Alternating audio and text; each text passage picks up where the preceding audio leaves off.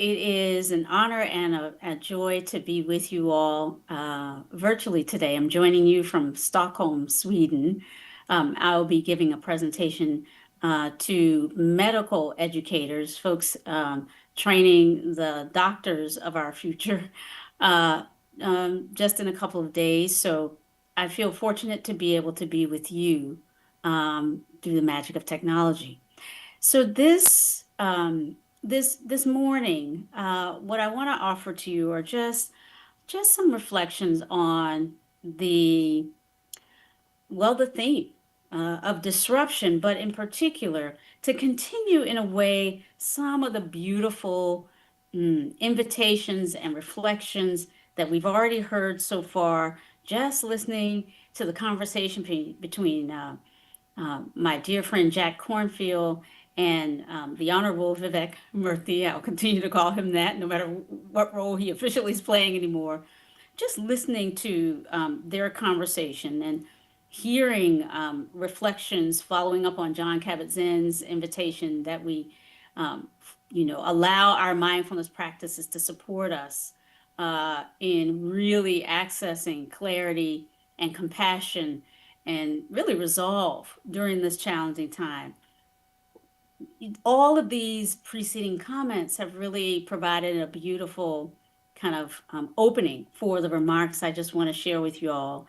Um, Really looking at, yes, the beautiful power of community. Uh, we just heard a bit of reflection on how being in community, being in relationships and serving and engaging with a sense of purpose can really help offset some of the ways that the challenges of these times are showing up in all of our lives. And for each one of us, the challenges are showing up in ways that differ. But when we come together, and it doesn't take much in my experience for us to sit down together, turn to one another, look into one another's eyes and ask how we're doing. And we'll start to hear, yes, maybe a very different, very unique story from the other person. But after a minute or so, we start to see the themes of kind of a phrase, a feeling, some way in which what they're experiencing resonates with at least some aspect of our own.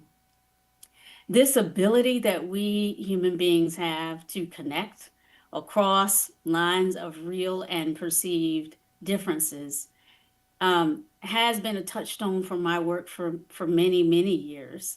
The realization that I had as a young girl growing up in, North Carolina in the latter part of the last century, and in a changing America at that time, benefiting from the time of the civil rights movement that had gone before to open up opportunities for people like me that hadn't been open before. Uh, I was able to kind of feel my way into the possibility of connecting in the sort of desegregation moment that we were in at that time. So bringing together people who had been officially separated for many years and different backgrounds and different cultures, learning from each other, growing together in public school classrooms and later in university settings and workplaces. I also happen to have become, for a period of my life, a military officer for the U.S. Army. So there were many different places and times on my way to becoming a law professor and working as I do now to bring mindfulness into dealing with conflict and engaging across difference and building communities. Throughout my life, I've really had experiences just like everyone I would say in this room in one way or another, in which I've had the opportunity to see from my own experience how possible it is for us to turn towards someone whose lives from appearances may look very different from my own and actually find some bridge of possibility for connecting. And so, as we come together now at a time when, as has been mentioned, and we'll continue to reflect on this together because I think it's a kind of an ethical responsibility we have as mindfulness practitioners, teachers, facilitators, leaders in different ways to lean into our practices at this time to explore what what the challenges look like from our own perspective and the particular position and places and spaces that we inhabit, but also to open up the aperture and be curious about what this moment is like for others. Those moments when we open up that aperture with curiosity and inquire how others around us are living. These are, I think, essential moments for the possibility of building a sense of community. When we hear the word community, we often think about those opportunities we've had in our own lives where we have literally met other people and explored things that we have in common, common interests. So we might have had a community, where that formed around uh, a club that we were, some sort of interest we had in a hobby, right? We might have community that forms these days. Often folks have experienced some way or another that their social identities have been a pathway toward a kind of community. We often experience certain kinds of communities through the professional and other, disciplinary engagements that form the basis of our livelihoods. So when we think about community, it is often, something we've experienced as a result of common interests. And when we think about community historically and culturally, we often see not only common interests, but perhaps common heritage elements like religion or language that we have in common that can help form the basis of community. So each of us in our own way has some experience with what might be called community, but at the same time, I've been speaking about it in more or less traditional ways. These days, we have the word community being kind of bandied about all the time. We're seeing it all over the place. We have communities, that crop up online.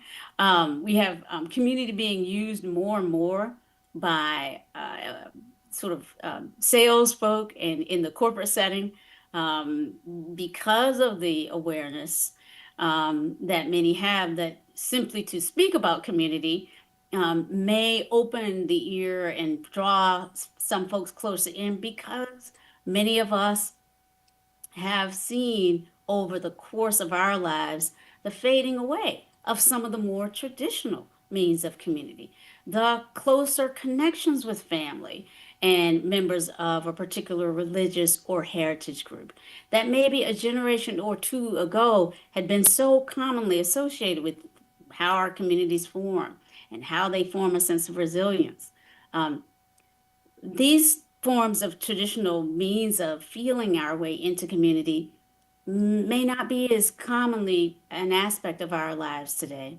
And so there really is a yearning, right? We know that religious participation has decreased over the last generation. So the formal ways that we might have experienced community by being members of churches and or members again of cultural expression groups. These things may not be as common in our lives. So we're often hungering for the experiences of community.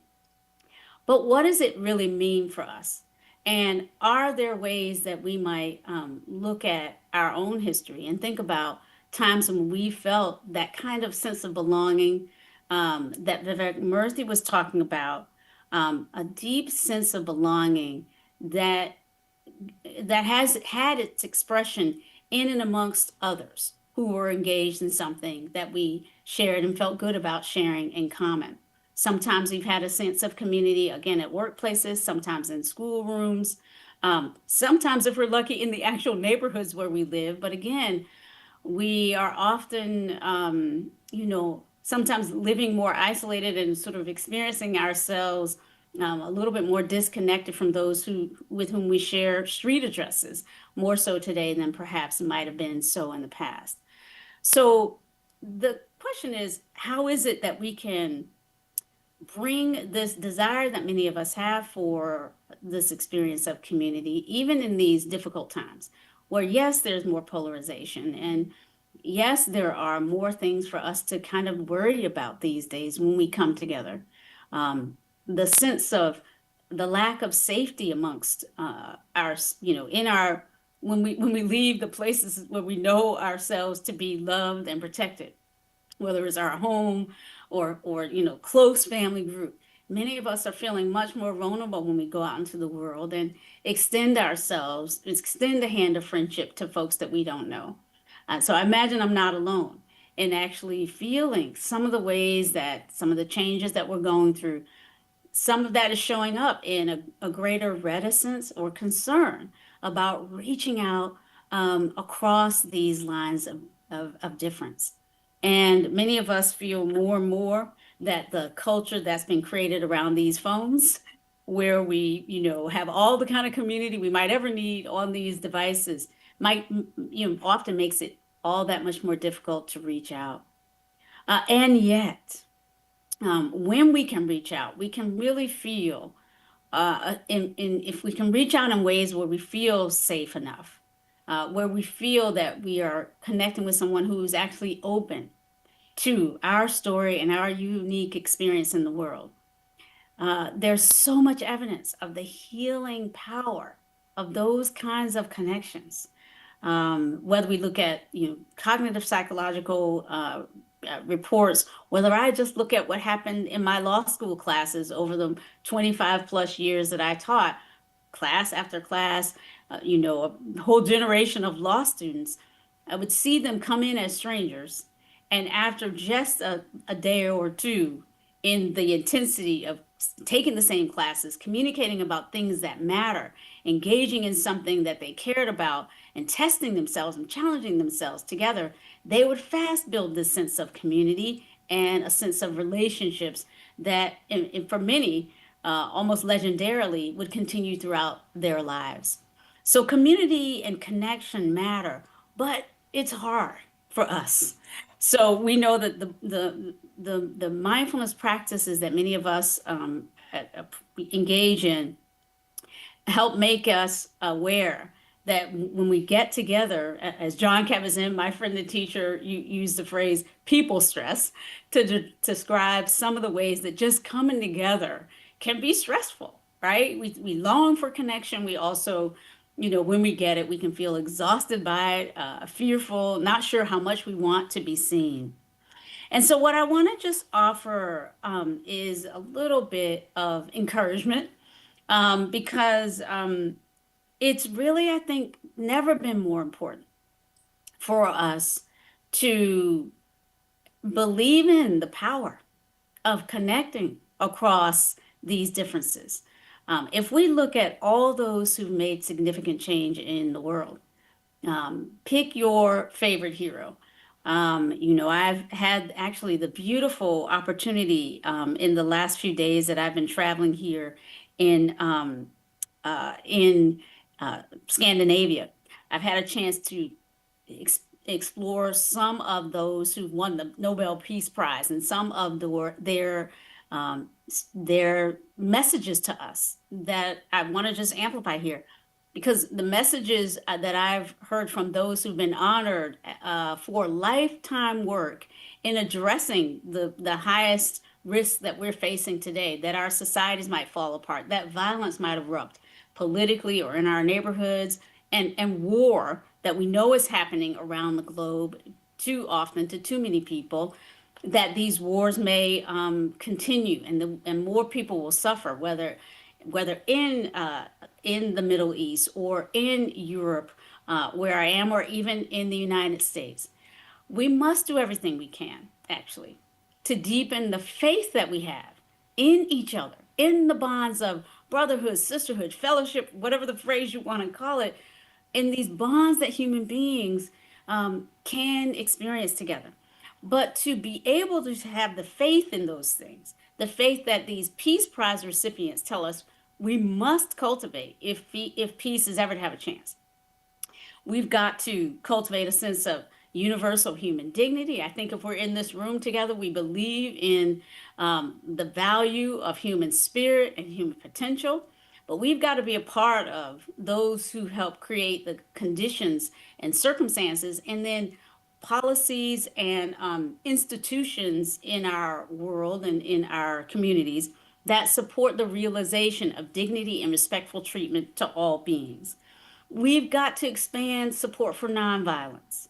I mean, we've got to speak for nonviolence. Peace Prize recipients for the last 100 years plus have really sounded the call for finding ways to resolve our conflicts that do not turn into, war and all of the preludes to war. So finding ways to meet each other in our vulnerability, but with a fierce and loving heart, really is essential. And I think this is a community that knows something about that and has some, real, in a way, let's say, responsibility, right? The ability to respond to the temptations to use violence to resolve our conflicts. We can offer something more. We can offer the skills by which we can resolve conflict more peacefully. We can teach mindful communication skills because we know how important dialogue is for moving through the predictable conflicts that come together when we try to build communities. We can sharpen the lenses of bias that will show up when we come together across lines of real and perceived difference. That's what mindfulness does. It's what my work has helped us explore together in so many ways. And indeed, I really have never been more confident that these the skills of mindfulness, of awareness, of heartfulness, of soulfulness that I heard Vivek Murthy, Dr. Murthy talking about that sort of touched my heart quite a bit because I too have been expanding the toolbox, if you will, of the things that I offer to include what I call soulfulness, as well, means of bringing art and music, right? As my grandmother would say, making a way out of no way. As James Brown, Godfather of Soul, spoke about, soul being this creative response to barriers, to the things in our lives that tell us we can't.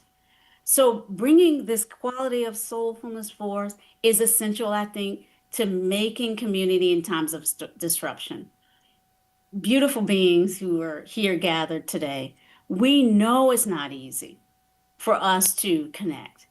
We know that many of us are heartbroken right now, and we're almost afraid to look into one another's eyes because we know we might see more pain than even we can handle. But, dear ones, believe me when I say that if we didn't have the capacity to meet each other with a deeper kind of groundedness, I wouldn't be here today. And all of those who are privileged to share remarks with you, I'm sure in one way or another are going to affirm this. We can do this. And through the practices of mindfulness, compassion, this sort of fierce compassion that can lead to our healing ourselves, but also supporting others through joy, the joy in being alive together that can lead, yes, to, loving kindness and love, right? The love that we are is really what's being called forth here. We can experience a kind of equanimity, a kind of way of being, even in the challenges of being in community together at this time, that will indeed affirm us in the effort that we're making here. My dear and beautiful ones, it's never been more important for us to lean into ways of healing ourselves that can support us in healing one another and transforming and healing the communities around us. So I am really so grateful, and I look forward to being a part of your communities of practice, and your network of support for moving through these times mindfully, heartfully, soulfully, and with a quality of deep resilience. We are the mountain, beautiful beings. We can come together in this feeling of strength. And I'm just really grateful to have this network, this Wisdom 2.0 community as a part of my sort of mountain of support. And I hope that you will continue to lean into this as you continue from here. Thank you all, beautiful beings. I look forward to being with you again in person before too long and virtually when I can. Be well and safe. Thank you, Rhonda.